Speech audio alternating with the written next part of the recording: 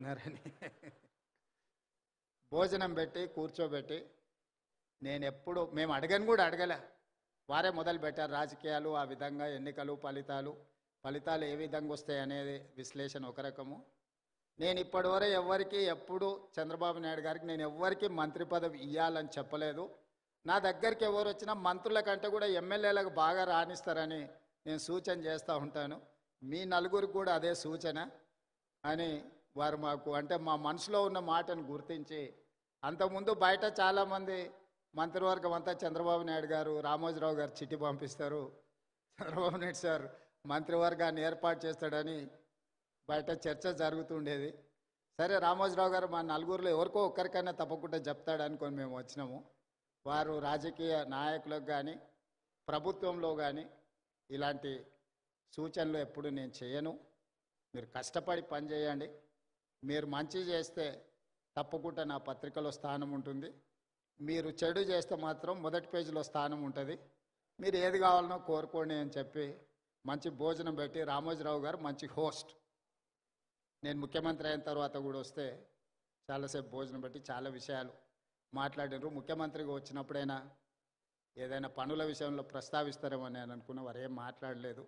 వారు చెప్పిండ్రు ఇది నా బాధ్యత, ఎందుకు సార్ రెస్ట్ తీసుకోవచ్చు కదంటే, నిత్యం నాకు ఈ పనిలోనే ఒక సంతృప్తి ఉంటుంది, ప్రతి పేజు నేను చదువుతాను. అక్కడక్కడ వారు స్పెల్లింగ్ కరెక్షన్స్ ఉంటే కూడా పత్రికలో వచ్చిన ఆ డేటా అంటే మ్యాటర్ని కూడా వారు రౌండప్ చేసి పెట్టి అందులో ఏం తప్పులు ఉన్నాయో కూడా మార్క్ చేసి పెట్టి వారి టేబుల్ మీద కనిపించింది. అంత నిబద్ధతతోని వారు పనిచేసిండ్రు కాబట్టే ఇంత గొప్ప సంస్థను నిర్మించగలిగినరు. రామోజీ అనేది ఒక పేరు కాదు, ఒక బ్రాండ్. ఈ బ్రాండ్ను కొనసాగించాల్సిందిగా, కొనసాగించే క్రమంలో మా వంతు సహకారం, మా సహకారం ఏం లేదు, మేము మీకు అన్యాయం చేయకపోవడం మీకు పెద్ద సహకారము. మా ప్రభుత్వం వైపు నుంచి సంపూర్ణంగా రామోజీ గ్రూప్ సంస్థలకు సంపూర్ణమైన సహకారం ఉంటుంది. Ramoji film city, Ramoji ETV కావచ్చు, ఈనాడు కావచ్చు, తెలంగాణకు హైదరాబాద్ నగరానికి ఒక గొప్ప గౌరవం. ఈ తెలంగాణ గౌరవాన్ని ముందుకు తీసుకువెళ్ళడానికి మా రాష్ట్ర ప్రభుత్వం తరఫున సంపూర్ణమైన సహకారం ఉంటుంది. అదేవిధంగా పెద్దలు వెంకయ్యనాయుడు గారు, ఎన్వి రమణ గారు సూచన చేసిరు తెలుగు భాష గురించి.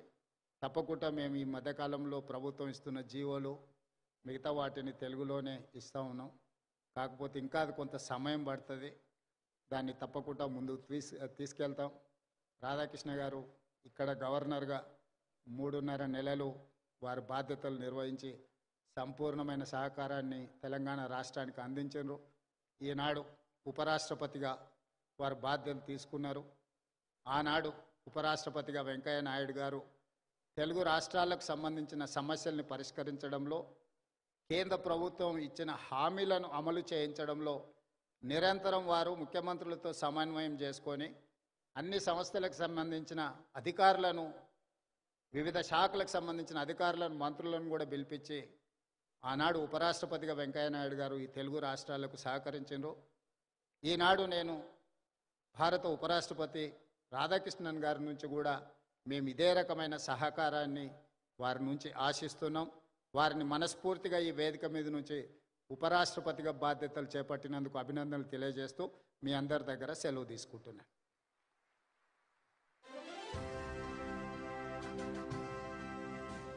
గౌరవనీయ ముఖ్యమంత్రి వర్యులు శ్రీ ఏ రేవంత్ రెడ్డి గారికి మా హృదయపూర్వకమైనటువంటి కృతజ్ఞతల్ని తెలియజెప్తూ ఉన్నాము. May I now request Sri Jishnudev Verma Garu, our Honorable Governor of Telangana, to please speak a few words.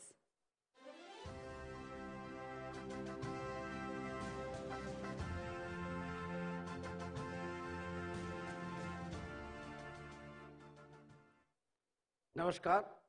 On the dais, the Honorable Vice President of India, Sri C.P. Radhakrishnan Garu, Honorable Chief Minister of Telangana, Sri A. Revanth Reddy Garu, Honorable Chief Minister of Andhra Pradesh, Sri Chandrababu Naidu Garu, Honorable Union Minister of Coal and Mines, Sri G. Kishan Reddy Garu, Honorable Union Minister of Civil Aviation, Sri K. Ram Mohan Naidu Garu, Honorable former Vice President of India, Sri Venkaya Naidu Garu, former Chief Justice of India, Sri N.V. Ramanna Garu, Chairman and Managing Director, Ramoji Group, Sri Kiran Garu, Honorable Ministers, former governors, respected dignitaries, ladies and gentlemen, it is a privilege to join this august gathering at the Ramoji Excellence Awards 2025. This is an auspicious occasion that celebrates dedication, selfless service, and visionary contributions of these exemplary personalities to our nation. I am honored to accompany the Honorable Vice President today as we remember the extraordinary legacy of Sri Ramoji Rao Garu, a titan of imagination, integrity, and nation building. Late Sri Ramoji Rao Garu believed that true greatness lies not in accolades, but in elevating society. As he often demonstrated leadership, his service expressed through purpose and perseverance. Mahatma Gandhi once said, the best way to find yourself is to lose yourself in the service of others. These awards beautifully embody that timeless principle of purposeful action. The Ramoji Excellence Awards honor individuals whose lives reflect courage, innovation, and unwavering commitment, qualities that resonate deeply with late Sri Ramoji Rao Garu's life mission. I am happy to know that this inaugural edition features 7 thoughtfully chosen categories, each representing a vital dimension of our nation's growth, creativity, and human advancement across diverse fields of endeavor. From journalism to science, from rural development to art, these awards highlight excellence that not only transforms communities, but also inspires future generations to aspire higher. Equally commendable is the rigorous, transparent, and merit-based selection process that ensures credibility, fairness, and integrity, values that Sri Ramoji Rao Garu always championed. It gives me immense pleasure to know that expert panels meticulously examined nominations, verified contributions, and identified individuals whose work exemplifies service, sacrifice, innovation,